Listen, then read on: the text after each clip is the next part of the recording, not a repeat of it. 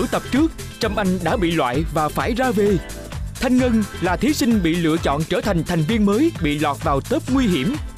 10 thí sinh còn lại được chia thành 2 đội, mỗi đội 5 thí sinh và tiếp tục chiến đấu với nhóm nguy hiểm có 4 thành viên. Trong thử thách của tập này, điều gì sẽ xảy ra?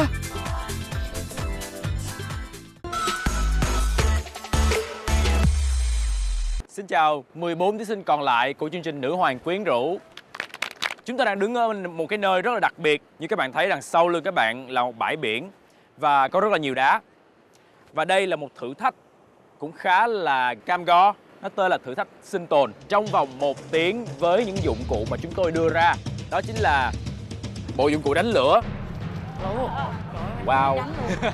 Bút lông, giấy viết, một cái muỗng và một con dao. Quen. Mỗi đội của chúng ta sẽ cử ra một leader. Leader này biết được vị trí đánh dấu những nguyên liệu mà các bạn cần đi tìm ở xung quanh khu vực đằng sau lưng các bạn. Những nguyên liệu đó bao gồm 2 trái dưa hấu cho mỗi đội. Mỗi đội sẽ có mỗi người một quả trứng. Leader sẽ là người vẽ lại cái sơ đồ không được viết để miêu tả cho đồng đội của mình đi tìm những nguyên liệu đó. Sau khi mà các bạn đã tìm đủ nguyên liệu, thời gian còn lại sẽ làm như thế nào đó để nấu chín được tất cả những quả trứng. Đội nào hoàn thành thử thách này trước thì sẽ là đội chiến thắng. Bây giờ thì cử ra mỗi một nhóm một leader.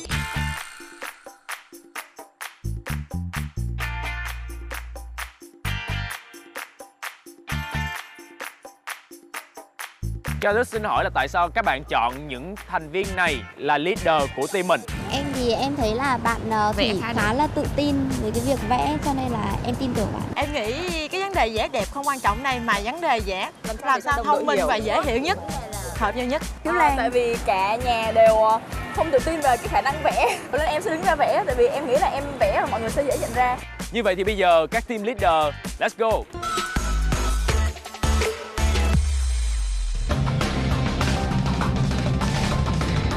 Trong tổng thời gian 60 phút, đội trưởng mỗi đội sẽ vẽ lại sơ đồ cho các thành viên đội mình đi tìm các nguyên liệu gồm 2 trái dưa hấu, mỗi người một quả trứng sống để thực hiện nhiệm vụ sinh tồn, luộc chín trứng chỉ bằng những nguyên liệu sẵn có và được ban tổ chức cung cấp gồm bộ dụng cụ đánh lửa, muỗng, dao, bông gòn, củi dầu.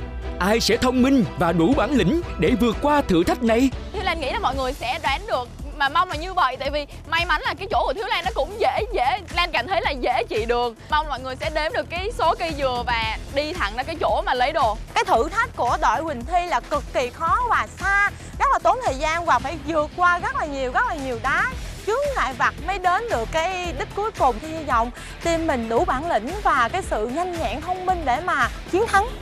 Mình hy vọng là các bạn vẽ đơn giản, ngắn gọn, xúc tích như thế này, các bạn có thể hiểu được, có thể tìm ra được nguyên liệu của mình có thể một cách nhanh gọn và sớm nhất.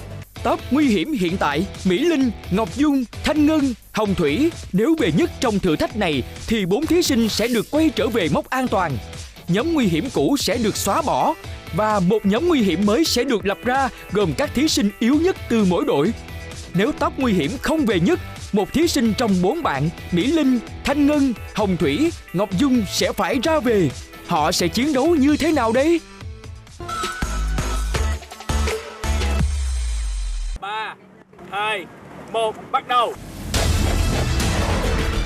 Ok, đi. Nhớ chưa? Từ từ thôi, cẩn thận ngã. Một người chạy lên cầu thang bên kia đi, áo đỏ chạy bên kia đi.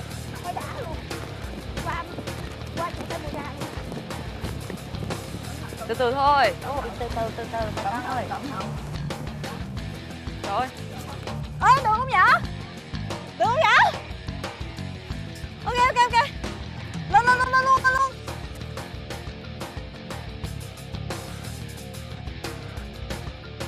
Trơn lắm luôn ấy. Bạn vẽ cái xe buýt, xong rồi cái cầu thang, rồi xong đi hướng đi, xong rồi cái mỏm đá chữ thập, xong rồi vẽ ở dưới là cái mỏm á là nhét vô trong, giống cái kiểu vẽ chế mấy cái tròn rồi nhét vô trong cái dưới mỏm đá. Trên tảng đá có hai viên đá lớn á. Đâu chị xem nào. Cái 2 cục đá lớn tròn đúng không? Chị đang nghi là nó sẽ ở mạn khu này. Của mình hơi xa lên trên này, có đánh dấu đội đấy, em nhớ nhìn dấu hiệu đội. Cái gì? Xuống này hả? Ở dưới này hả? Nhận được bản đồ từ leader thì Kim Thành đã cùng đồng đội hình dung được cái sơ đồ đó và cùng đồng đội đi tìm trứng. Thì mình cũng là người đầu tiên tìm ra trứng và dưa hấu. Từ từ, cẩn thận vỡ trứng. Nhóm mình rất là hiểu nhau, mình đã truyền đạt một cách là tốt nhất để các bạn là nhanh nhẹn để mà tìm ra được. Từ từ cầm ở ngoài đã, Không được vội. Rồi. Ôi, Thành nghĩ cái chuyện mà tìm ra thì trước sau gì cũng tìm ra thôi.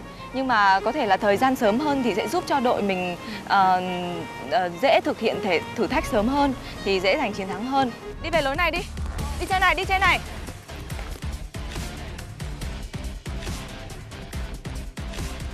Chị Linh ơi! Ủa bà Linh đâu rồi? Đi về lên.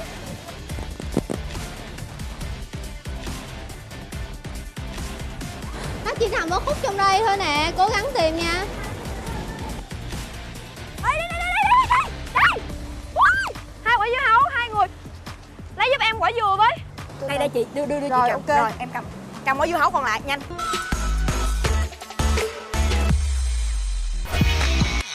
Bông gòn lửa làm gì ta? Chết, đánh lửa hả? Nhưng mà có cái gì để bật lửa vậy? Nấu dưới đó hay mình để đá là sao? Cái chỗ này là đá, cái chỗ đá nó dễ. Cái này mò lửa. Đúng rồi. Cái đạo lên tiếng này nè. Đạo cái này để mọi lửa. Cái này nó sẽ giữ lửa cho mình. Đây mà ngồi kích vô á, xe trong cái này vô biển. Đấy. Nghe. Đẩy. Từ dạ. Từ từ nha. Thôi chừng nha. Bình tĩnh. Em nghĩ là đẩy hết giấy xuống dưới đi, có gì nó cháy nó sẽ cháy lên. Tao nghĩ là bông gòn á. Để lên. Để bông gòn. Hòa đã xé một mẩu giấy nhỏ và đặt bông gòn xuống dưới và để cục đá lên, và Diễm quẹt thì bắt đầu lên lửa rất là sớm trước những cái nhóm khác luôn.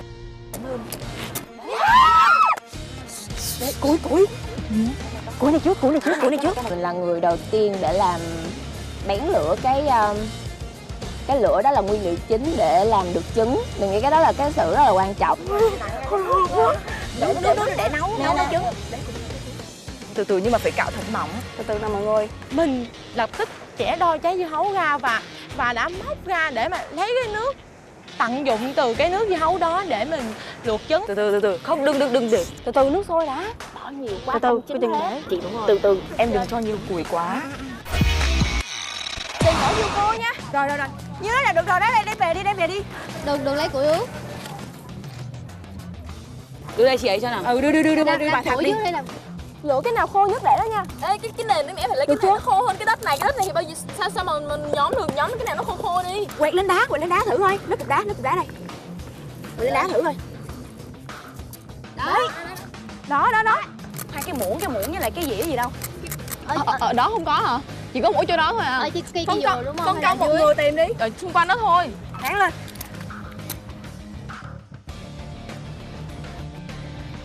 Chưa thấy cái muỗng, em ra chỗ cũ không thấy.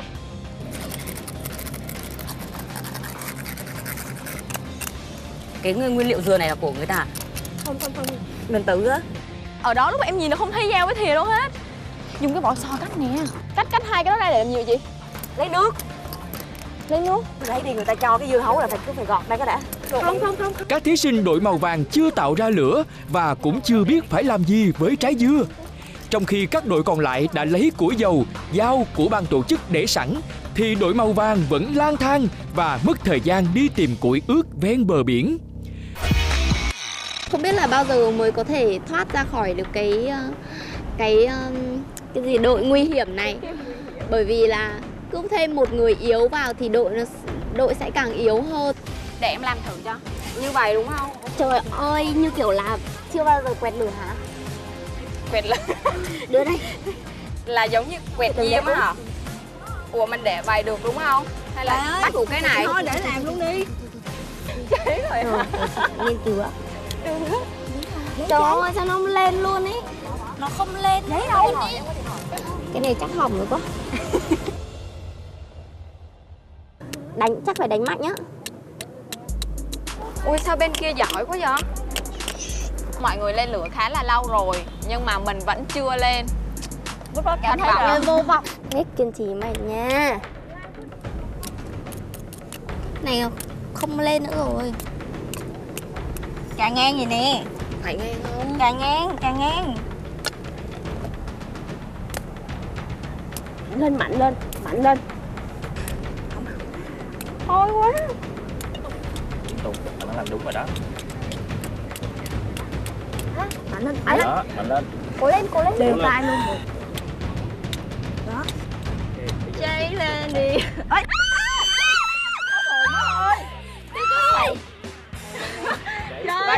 Vào đây. Tao mới vừa hát thôi mà. Đó giờ mình thật sự rất là sợ lửa, rất là sợ xài hột quẹt diêm mà bật như thế này. Rất là sợ tiếp xúc với lửa. Đang tắt lửa rồi đấy, đừng nhét bông gòn vào. Bông gòn nó giữ nước lắm là lát nữa mình lấy cái này á, mình đẩy lên trên để em lấy lửa bên này đẩy qua bên này. Đây này, đẩy lên trên giữ nhiệt cho con, mày không Ok. Đẩy lên đi. Xong rồi lát nữa chín rồi mình lấy cái này mình đựng luôn. Tại sao lại dùng nước dưa hấu? Bởi vì nước dưa hấu nó sẽ giữ nhiệt, nó làm cho trứng, nó là cái nồi trứng bông tán. Em chỉ dùng nguyên liệu tụi em kiếm có được. Nước không nóng này má. Vậy có thể lấy nước biển đi. Đổi lấy nước biển đi. Nóng không? Ê, nước không nóng. Thấy chưa, tao nói rồi, tao nói lấy sọ dừa đi, cái này nó không có truyền nhiệt. Cái quả dưa hấu là cái vỏ nó rất là dày và nó ẩm ướt ở trong nữa thì làm sao lửa có thể truyền nhiệt lên, thì nghĩ là không ổn. Tao với mày đi kiếm sọ dừa, còn ở đây ấy lửa thành than nha. Trứng. Trời, nước lên rồi hả? Nước nó lên rồi. Bây giờ kiếm ở đâu nè? Em nói cái vỏ dưa hấu không có truyền nhiệt. Nó mỏng hay là mình đặt. Em rất giỏi về vật lý và hóa học. Hồi nãy giờ mà giọt sọ dừa là nó sôi rồi đó. Em đã chụp nhanh lụm một cái sọ dừa về. Nhưng mà cái xui là lụm về xong rồi cái sọ dừa bị lủng một lỗ ở dưới nữa. Bây giờ mình nấu bằng cái này nha. Bây giờ cái này có lỗ không? Có lỗ. Ê, sắp hết lửa rồi. Ok, làm 2 bếp đi. Ok, 2 bếp luôn. Anh muốn là mình tận dụng những nguyên liệu mà mình có. Tại vì khi mà chương trình đưa ra thì nó sẽ chấm điểm theo cái cách mà mình đã sử dụng những nguyên liệu. Ủa là anh Dustin cũng kêu lấy cái này. Đúng rồi.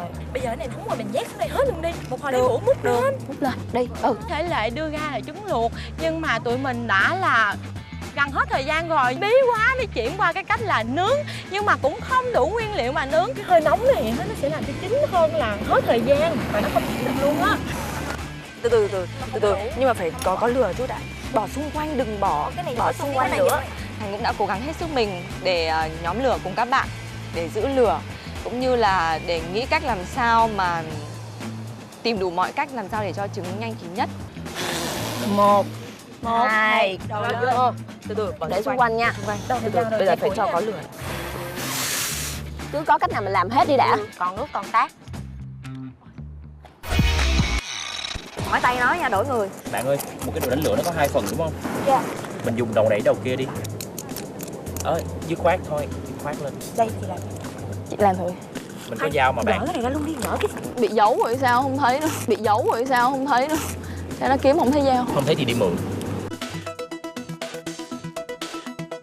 Nó có mấy tia rồi đó. Cố lên. Lấy bông gòn là dễ cháy nhất. Ok, mọi người. Bình tĩnh, có chừng cháy áo. Thôi, em đứng lên. Do bất cẩn nên lại có sự cố xảy ra với đội màu vàng. Không chỉ bị cháy hết toàn bộ số bông gòn được cấp, mà còn cháy mất một chiếc áo của một thành viên trong đội. Nếu lửa tắt, sẽ không còn miếng bông gòn nào để nhóm lại cả. Bây giờ nước dưa hấu hay là sao này? Nhưng mà dưa hấu này tươi này không biết đun làm sao được. Cái dưa hấu là làm một cái nồi đúng không? Mình làm thế nào để tận dụng được cái thể tích Cái của nồi dưa hấu? phải moi cái ruột nó ra cái đã. Đây dưa hấu nè, chị bóp nước lốt này để em lấy em móc cái này xong rồi chị lấy nước biển. Ok, chị bóp cho. Không thấy dao ta. 3 trái đó là sẽ hơi lâu đó. Đi lấy củi cho. Đây tự lấy mà hả?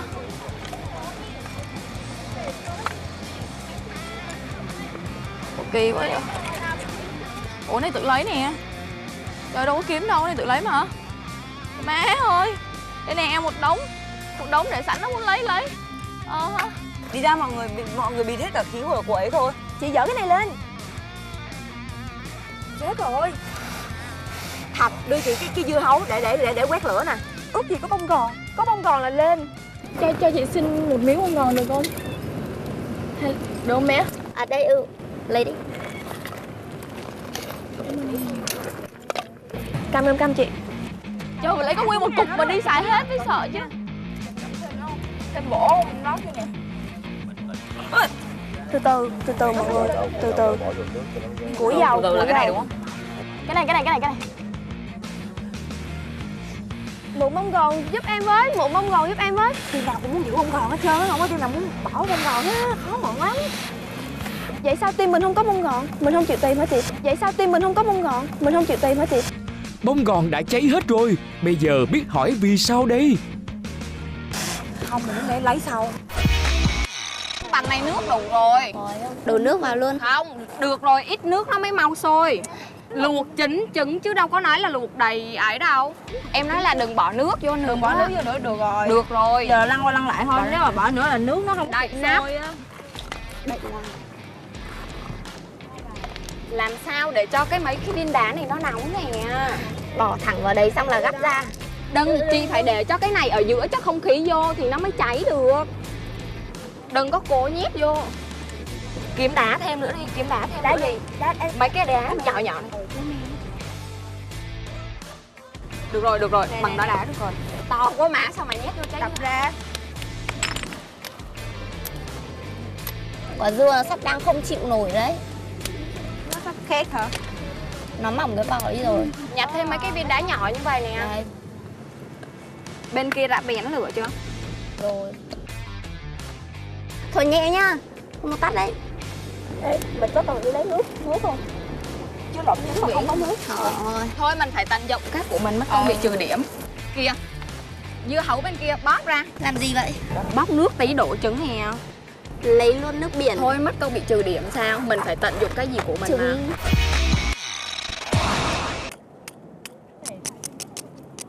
Đừng có quẹt gì đâu, không có lên. Ban đầu tao nhóm rất là nhẹ nhàng mà nhờ.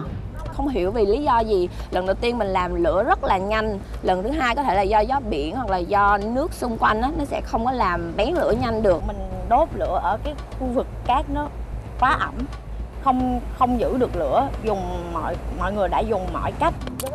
Nó bị ướt rồi, nó bị đồ đá, nó ướt này nó quá. Đây. Ôi cảm ơn anh Thầy Kiều ạ. Từ từ. Mình còn cái gì có thể chẹt được không? Thì còn dư bông gòn cho xin một miếng nhỏ xíu. Xíu không mồi nè. 3 phút nữa các bạn có nên là để Ok, em cảm ơn chị. Có bông gòn. Chị ơi, mình có nên đổi vị trí không chị? nếu mà bạn đốt lửa 2 lần Tại vì phải có đá nó mới ngăn gió vô được. Vô vào cái ốc đi. Lên cái khô luôn ở trên kia. Đồ quẹt lửa. Củi. Rồi, em nghĩ là ngồi đây vẫn gió lắm. Cho em cũng bông gòn với. Hết bông gòn, đội kia xin hết củi tao rồi đó. Bây giờ đi xin mấy tờ giấy khô đi. Mình ngồi theo kiểu vòng tròn ý là gió nó sẽ bị cuộn. Có khăn giấy rồi. Đúng rồi.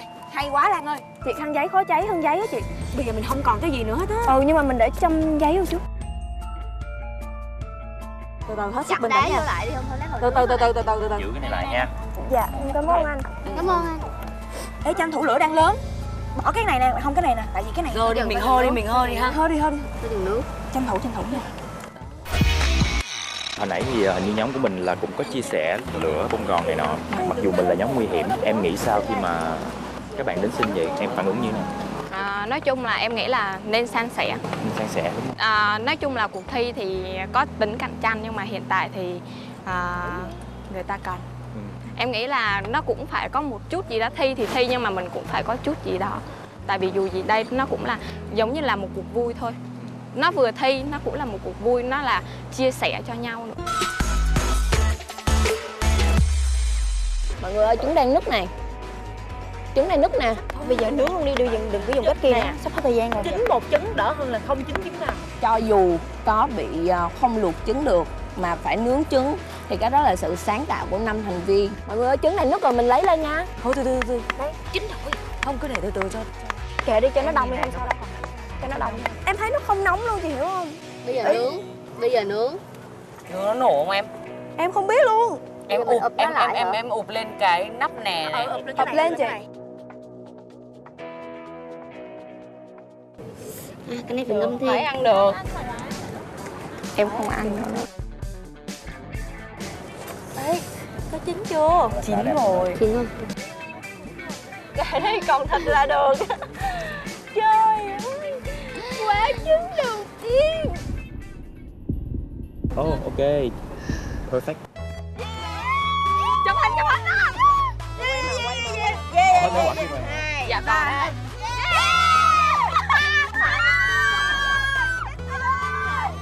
Mình làm lửa trước mà mình dở quá. Chết rồi, team đó mà thắng Team là nguy có hiểm. người lạ, có người bị loại. Team nguy hiểm hả? Dạ. Nhóm nguy hiểm đã hoàn thành thử thách trước thời gian. Bây giờ chúng ta còn nhóm màu xanh với là nhóm màu vàng. Thật ra chỉ cần chín thôi, mình nhúng vào nước là bóc được à?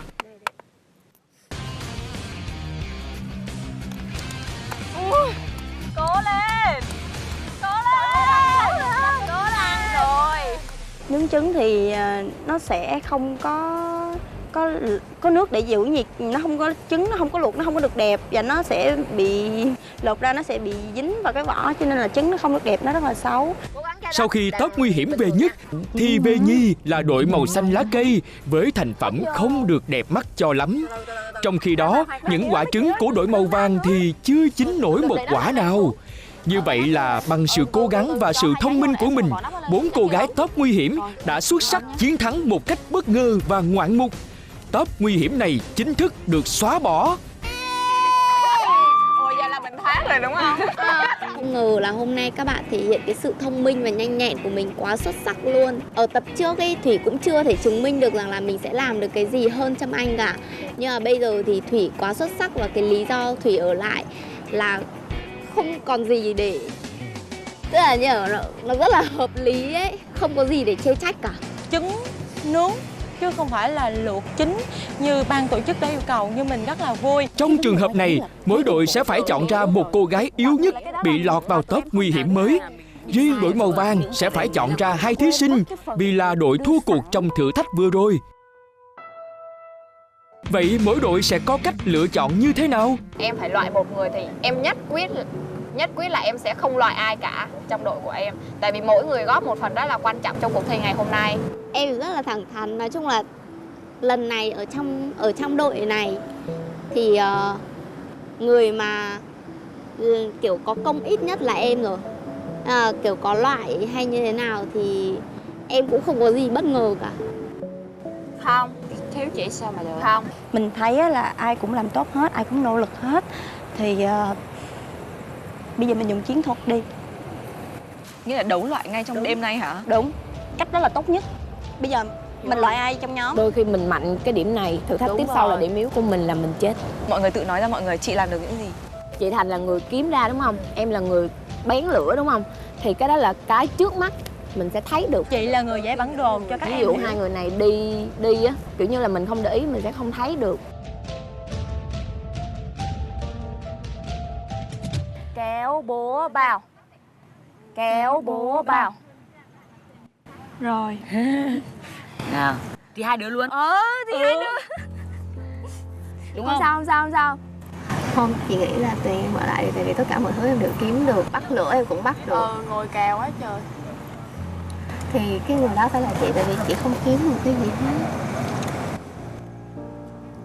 Ôi, em muốn khóc à. Không sao đâu.